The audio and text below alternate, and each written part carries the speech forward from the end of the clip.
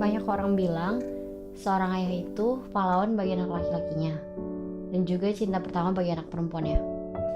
Buat gue sendiri, bokap gue itu role model gue banget, terutama dalam mencari pasangan hidup. Cara dia bersikap, wibawanya dia, cara dia ngambil keputusan, terutama bimbingan-bimbingan dia di dalam Kristenan yang benar-benar berdampak banget di kehidupan gue. Sebetulnya dulunya dia sama dia yang sekarang itu beda banget. Papa bukan terlahir di keluarga yang Kristen. Opa gue pun bergelut di dunia mistik. Beliau gak pernah dikasih basic-basic tentang Kristenan dari keluarga. Malah sejak kecil dia udah aktif di dunia persilatan yang sebetulnya ngajarin dia ayat-ayat atau mantra-mantra yang mereka percaya bisa ngabulin semua keinginan mereka. Pas papa remaja, beliau mulai mendalami dunia perdukunan. Dia mulai belajar ilmu hitam yang membuat beliau kebal terhadap segala serangan. Tubuh beliau nggak mempan dengan benda tajam, pisau, golok atau apapun itu. Terus nggak mempan dengan air panas. Sebetulnya penggunaan ilmu hitam itu ada dua tujuan. Satunya buat mencelakakan, satunya lagi untuk menguntungkan. Contohnya ilmu hitam bisa dipakai oleh dukun untuk ngebantu orang ngelancarin bisnisnya ataupun menyembuhkan orang tanpa mereka harus ke dokter. Bisa juga dengan membuat lawan jenisnya itu tergila-gila dengan penggunanya itu sendiri. Di sisi lain, kalau yang buat mencelakakan bisa dengan santet. Masa-masa remaja itu semua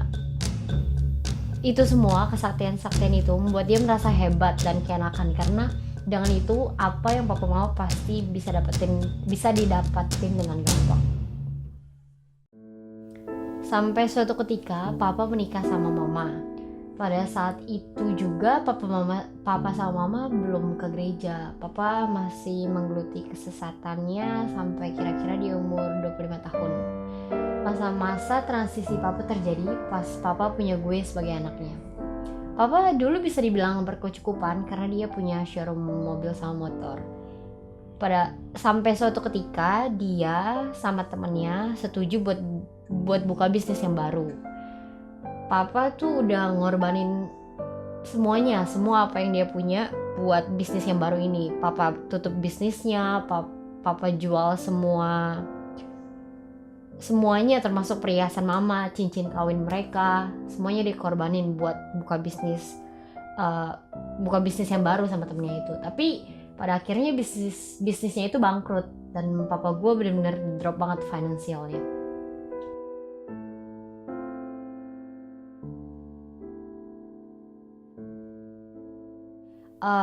Papa yang emang hobinya baca buku, dulu papa pernah baca buku tentang keagamaan. Semua buku agama dari Kristen, Islam, Buddha, Hindu, semua dia baca. Tapi pada saat keterpurukannya, logika papa berpikir untuk tantang Tuhan Yesus yang katanya bangkit dan hidup. Papa mulai bergumul dengan bilang, kalau emang lo bisa bikin finansial gue setidaknya nggak minus per bulannya, gue bakal mulai ke gereja.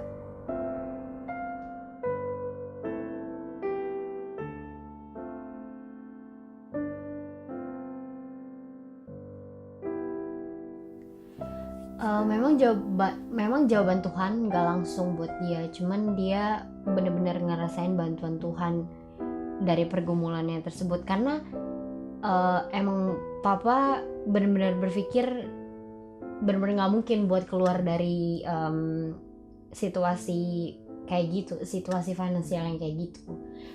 Tapi papa merasa di awal tahun 2000 finansial papa udah membaik. Pada tahun 2002 papa dibaptis. Tapi masalah pun datang lagi. Tahun 2005 gue sakit demam berdarah yang parah, bahkan divonis sama dokternya kalau aja anak bapak dirawatnya besok pasti udah gak akan selamat. Nah, pada situasi kayak gitu, papa mulai marah sama Tuhan. Papa komplain, merasa sia-sia dengan percaya sama Tuhan Yesus, tapi malah kayak gini yang didapat, terancam kehilangan anak perempuan satu-satunya. Papa marah banget sama Tuhan waktu itu dengan bilang, kalau sampai anak gue mati, gue bakal tinggalin Yesus. Karena menurut dia percuma dia sembah Allah yang menurut dia hidup, tapi malah kehilangan anaknya. Tapi ya mujizat Tuhan yang nyata, gue sembuh gitu. Dan semenjak gue keluar dari rumah sakit, banyak banget perubahan-perubahan yang terjadi di keluarga gue.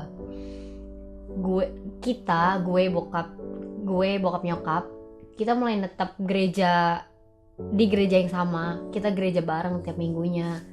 Kita ngedalamin kitab suci. Kita baca Alkitab.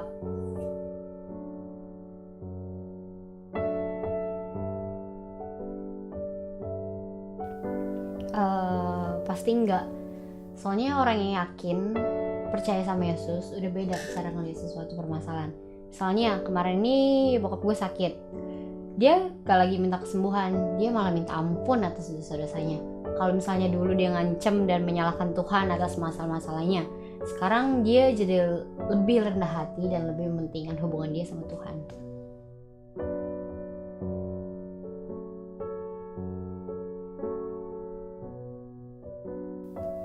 Ya gue harus